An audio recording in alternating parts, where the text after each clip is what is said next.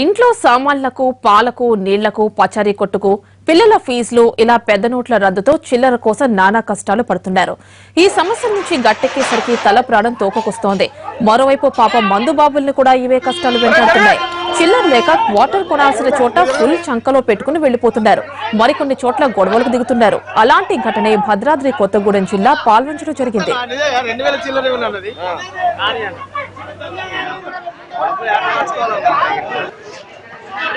అందుకోసం గెలిగేలా అందుకోసం కాదు 2000 నోటు నడవాలని చెప్పేసి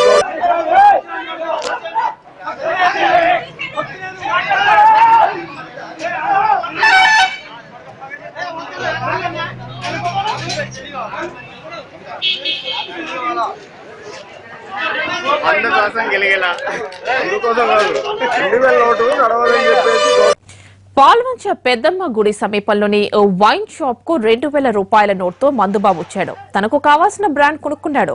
మిగిలిన చిల్లర ఇవ్వమంటే లేదన్నారు నిర్వాహకులు. దీంతో ఇవ్వాల్సిందేనని మొండి పట్టుదలకు పోయాడు. మందు వాదన, తర్వాత అరుపులు, ఆ తర్వాత భూత పురాణం తిట్లు, చివరగా కాలర్లు పట్టుకుని తెగ కొట్టేసుకున్నారు.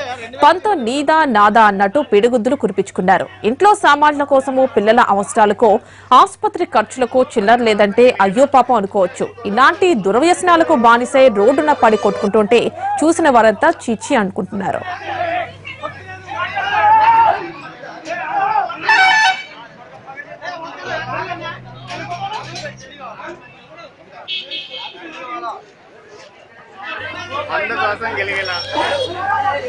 మరోవైపు వ్యాపారులు, వైన్ షాప్ నిర్వాహకులు కావాలనే చిల్లర కొట్ట సృష్టిస్తున్నారన్న ఆరోపణలున్నాయి. అమ్మకాలు పెంచుకునేందుకు ఎంత పట్టుకెళ్తే అంత మొత్తానికి చిల్లర లేదని బాటిళ్లు అంటగడుతున్నారని మందుబాబులు బాధపడుతున్నారు. అలవాటు పడ్డ ప్రాణాలు కాబట్టి జేబుకు చిల్లు పెట్టుకుని మరీ అదనంగా పెగ్లు వేయాల్సి వస్తోందని తెగ ఫీల్ అవుతున్నారు.